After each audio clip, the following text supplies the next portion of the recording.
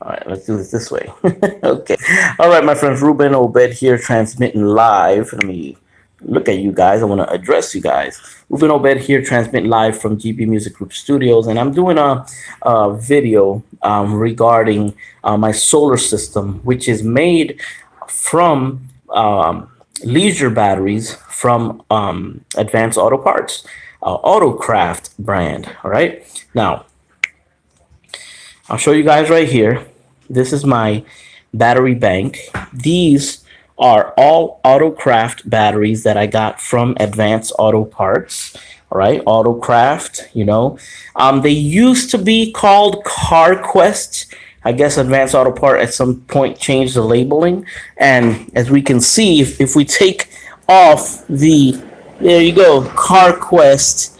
So it's the same exact battery, but Advanced Auto Parts, I guess they changed the labeling. Now, I have my solar system. This is a 12-volt system comprised of 6 deep cycle marine RV batteries. These are the 24 DC1, which gives you a reserve capacity of 140, okay, reserve capacity each. Now, a lot of people, they that are into the solar thing, they say, oh, well, if a battery doesn't have an amp hour rating, that it's not a true deep cycle battery, blah, blah, blah, blah, blah. I am well aware of all of that. Now, there is a formula, and what you do to find the formula of a battery that has a reserve capacity is what you do is you divide the reserve capacity, divide it by 2, and then you add 16. All right. So in this case, each of these car batteries are 140 divided by 2 plus 16. It gives you about 85 amp hours. Okay. Now, mind you, I am aware that these are hybrid batteries. These are leisure batteries used for trolling motors, but they work exceptionally well for solar applications. I've had these batteries going on almost 2 years, 2.5, almost 3 years actually. And I started building this system, and as you can see right here, look at the dates on the batteries. So they're pretty much. I got all of those identical. When you're building a battery bank system, you got to make sure that the batteries are all identical. So you won't have any issues. This is a separate battery here that I'm running off of this system. So this one is the only different one, and this is a little car battery that I have just to do little things. So what happens is that when I started after Hurricane Maria, I had no knowledge of this. So the first thing I did was buy a car battery. A lot of us is falling into that mistake, but it is useful as long as you don't use up more than 50% on these batteries or any kind of lead acid battery. You shouldn't have any problem. Like right now, this battery bank, I mainly drain it. Let's say 25% at most. On occasion I have went down to 50%, but it maybe I think I could count with one hand the times that I've done that. Now, a lot of people, there's a lot of misconceptions about lead acid batteries. Okay, yes, lead acid batteries require you to fill them up right here with distilled water every month. I take off the little cap, right, and I fill them up, if it needs water. Okay. At most, it takes me 10 minutes. If you notice it here, they say, oh, we shouldn't keep lead acid batteries inside. Well, as you can see, mine are inside in the living room, right on the dining room table. And I know I've gotten a lot of comments about that. But look, if you notice, it's right next to a window.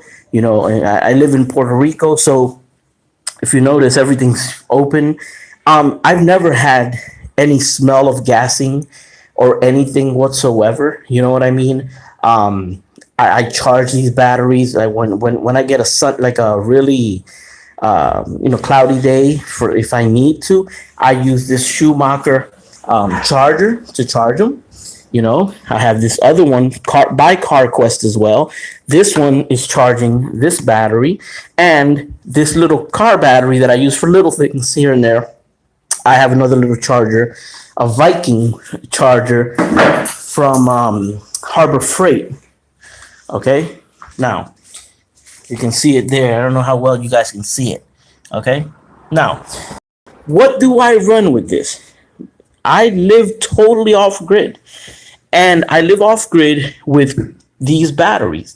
I didn't spend a bunch of money on Trojan batteries. I didn't spend a whole bunch of money on lithium.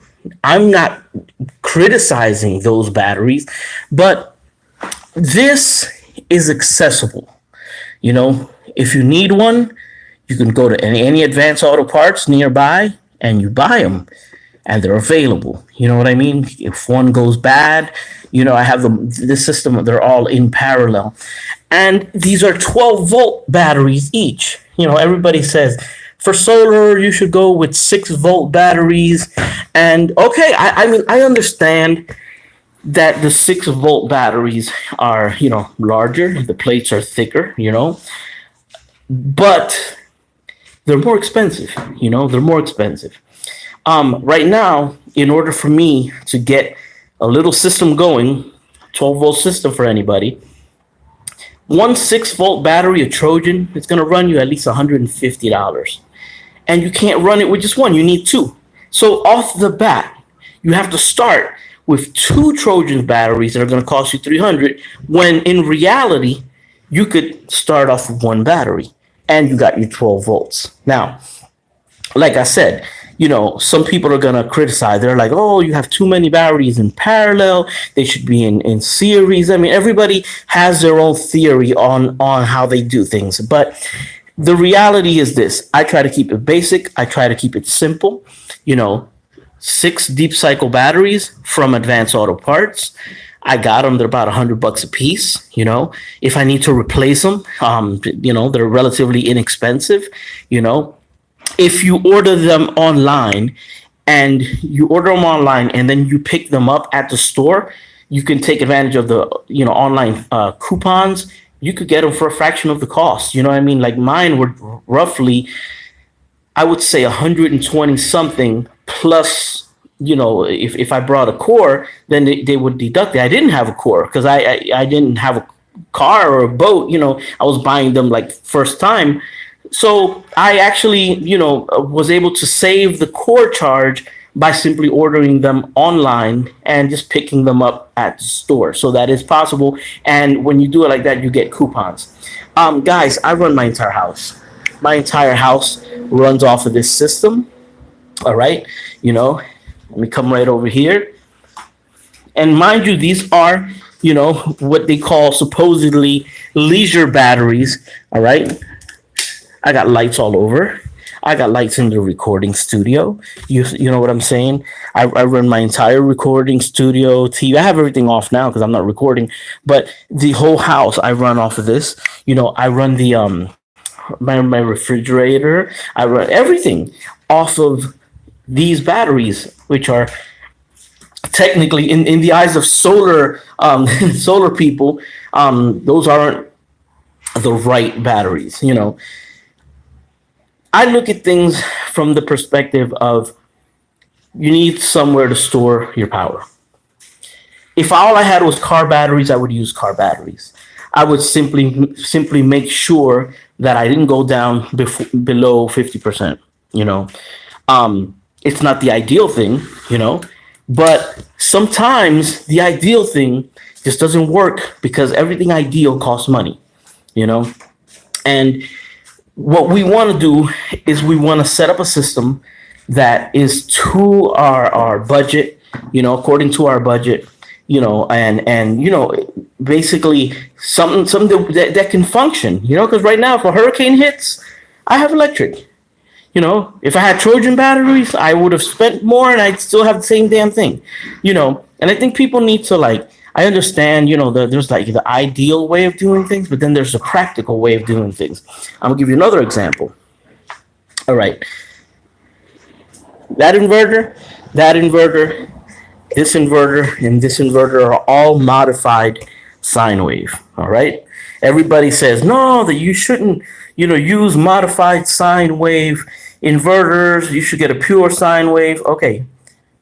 With the money that I spent on all 4 of these modified sine wave inverters, that would have been the cost of one pure sine wave inverter, you know? Now, like I said, I go back to the practical thing. If I buy one pure sine wave inverter and it breaks on me, what do I have? Right now, I got four, you know, big deal. They're not as efficient. I'm not running, I am not running, if I were running some CPAP machine or something very sensitive, that'd be a different case. Hey, what am I running? A fridge? The fridge, a fan, you hear a little buzzing, big deal. You know what I'm saying? And I think that part of this is you have to be you have to think practically. You know what I mean? Because a lot of people they have solar programs on YouTube and stuff, and they talk to you about, oh, well, you should get these batteries, and they're the Battle Born lithium, and they're great, and blah blah blah. And each damn battery costs $900. People don't got that kind of money. I don't got that kind of money. I'm not gonna spend $900 on a battery because I don't have the money to buy a $900 battery. I built my system, my solar array and everything. I built it up in the time frame of maybe 2.5 years, little by little, just buying one battery at a time, buying this, buying that. When I bought the first battery, it was a 12-volt battery, and I was immediately able to use it. During Hurricane Maria. Had I tried to follow the correct way of getting the 6-volt battery, I wouldn't have been able to afford it because I didn't have $300 for a set of Trojans. I had $100 for a 12-volt battery, and I bought a Leisure Marine battery. And that's what I'm trying to explain. Guys. I mean, we could sit here and everybody has an opinion. My opinion comes from simple survival and practical terms. For example, I think it was yesterday or today, I was on, I think it was Google, was it? Yeah, on Google, and I was looking for a system, and I found a 570-watt system by a company. I don't remember the name. I'm thinking it wasn't Goal Zero. It was something like that, something zero. Anyway, the whole point is that the system, which consisted of 4 solar panels and the charge controller and a couple of cables and whatnot, it was running $3,900, for that system, and it came in with a 30 amp charge controller. I mean, it was not a bad looking system, but it had no batteries. And I said to myself, my entire system, including all of the batteries, including 4 inverters, including 2 little generators, and I still didn't reach $3,900. I mean, that's my point. That is my point. You know what I'm saying? Like I said, there are, like, I don't have, like, my charge controller is the EP Ever. It's $100 charge controller. I don't have the money for a Midnight Solar. I don't have the money for an Outback.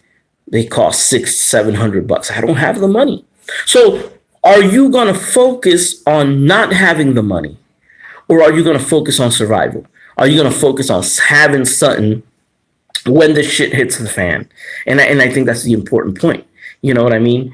It's better to have a deep cycle marine battery, 12 volts, in a shit down scenario, than to have a brand new Trojan that you can't use because it's 6 volts and you didn't have enough to buy the set. You know what I'm saying, guys? I'm just being practical. I'm being real here. You know what I mean? I'm just being real. So, like I said, my system on my roof, I have 19 30-watt solar panels in parallel. 30-watt panels. The reason I bought 30-watt panels is, the first thing is I live in Puerto Rico, so I would have wanted 100-watt panels, but the problem is that a 100-watt panel will cost you $100, but then shipping to Puerto Rico will be another $45. It's not practical. So what I did was this company called Mighty Max Solar, and I was buying 30-watt panels, and they had free shipping on the 30-watt panels. So I ended up taking the mentality of a watt is a watt. So 570 watts in 30 panel increments is the same as 570 watts with big panels. Now, during my process, I said to myself, okay, 570 watts, that should give me about 27 amps, approximately, almost 30 amps. And I've been getting consistently, I've been getting the proper numbers, So it has worked out really, really well with the small panels. Now, all of a sudden, the company no longer sells the panel. They don't, I don't know why, because I was planning on continuing getting 30-watt panels. But the whole point is that I built the system, and I built my own system thinking outside of the box. It's not like you're going to go outside of the box totally and not follow the rules. But, sometimes you don't have to be so strict. You can start off with a little system, and then as time progresses, then, hey, okay, if you get a good deal on a pure sine wave inverter, then, hey, go for it. Absolutely. But don't limit yourself from the beginning thinking that, it has to be this, or it has to be pure sine wave. Nah, man, my refrigerator works fine with the modified sine wave. Works fine. My laptops work fine. My TVs work fine. My entire recording studio. Okay, I do recordings. It works fine. It works absolutely fine with a modified sine wave. So why not? Why not have it? You know what I mean? Like I said, if you're running sensitive equipment, well, that's another thing for you to keep in mind. But these batteries, so far, so good, man. They're working flawless. I never leave them discharged. I use them at night. During the day, when there's really good sun, I can tell they reach their 100% state of charge. They end up going into float. So that means I know my system is working well.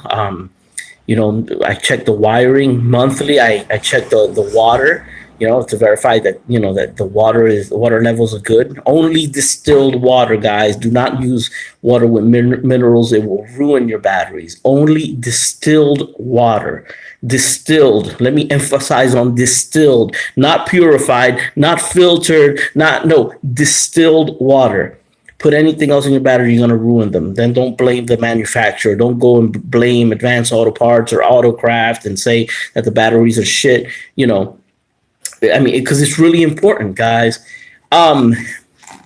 Based on the usage that I give these batteries, based on my low cycling of these batteries, based on the fact that they're fully charged every day. When I get a cloudy day, immediately I turn the generator on and I make sure that they get a good, decent full charge.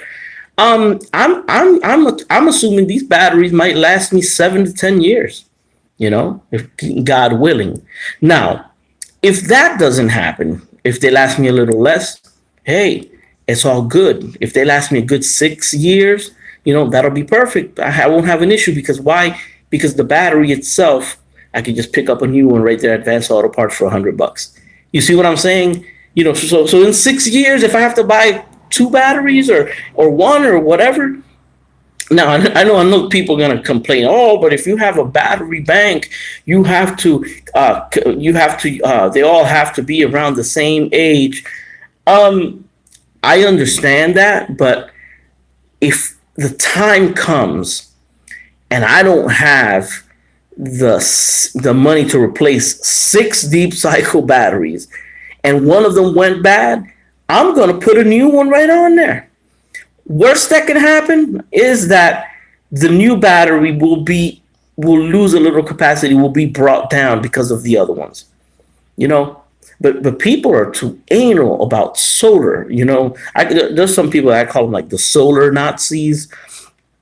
It's because of that, they don't want to see outside of the box. But once again, guys, this is my system right here. I have a 570 watt system. As you can see, my system there. That is an MPPT EP Ever charge controller, 30 amp. That's only about $100. 750 watt. This one I ordered from China, but it's like the same thing as the Schumacher. So that one's Potec brand, 750 watt. That was like maybe $65. This one was from Advanced Auto Parts, and I got this one for about maybe 50, 60 bucks right there. This one is a Best Tech 2000 watt inverter, modified sine wave. I got this one for 82, and then the seller, the day after I bought it, he brought the price down to 62. So I said, okay, well, I'm going to get another one at that price. So I ended up getting two. All right. Now, these are 85 amp hours piece. So I have 516 amp hours in parallel. Okay. This is a separate system. This is a 210 reserve capacity, and we use the formula to get the amp hours, which is 210. So you divide the reserve capacity by 2 and you add 16. So this would be a 121 amp hour battery. Okay, because I have this running off of this. That's a separate system over there. Okay, all modified sine wave. I got this fridge running off that inverter, which is modified sine wave. I've had no issue. I charge them up with this Schumacher, all right, charger. You know, the MT50 right now, you know, we got a good day of charge. The solar panel's already at 20. It's on float, so the batteries are 100%, 13.8 float mode. Let's see, you know, all right, today we generated 1.44 kilowatts of energy. You know what I mean? That's not bad at all. And, you know, and these are what they call leisure batteries. All right. These are leisure. These are deep cycle marine. Now, one thing I am going to say, though, when you go to Advanced Auto Parts, you will see there's actually two versions of these. There's the ones that say marine and it doesn't say deep cycle, and the other ones that are these that'll say deep cycle. Now, my recommendation is, if you can, I mean, since if you're going to go and buy them at Advanced Auto Parts, get the ones that say deep cycle, because the other ones are what they call cranking. They're basically, it's car battery. You know what I mean? These are actually deep cycle. Probably not as hefty as a true deep cycle battery, but these do have, you know, thicker plates. You know, so if you're going this route, okay, if you're going this route, I would recommend make sure that they say deep cycle RV on them.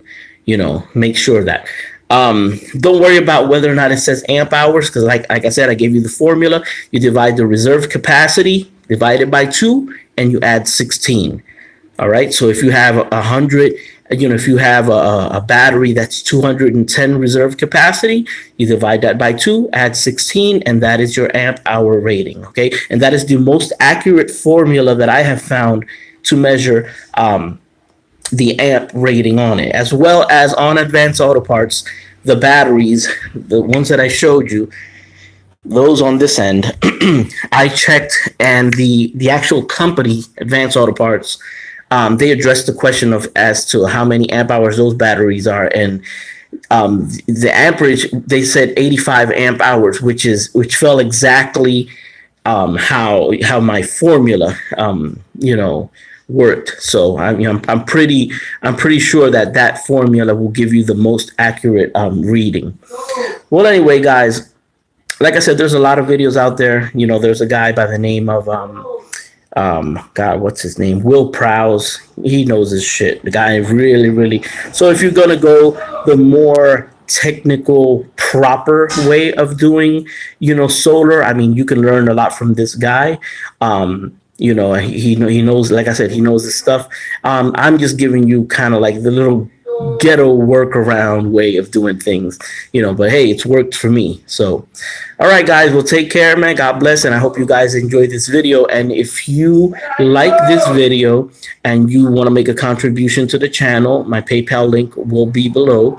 And I appreciate the people who have donated to my other videos.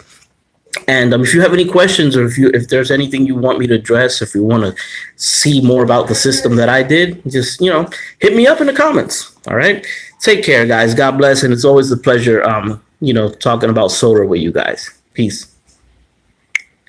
Yes.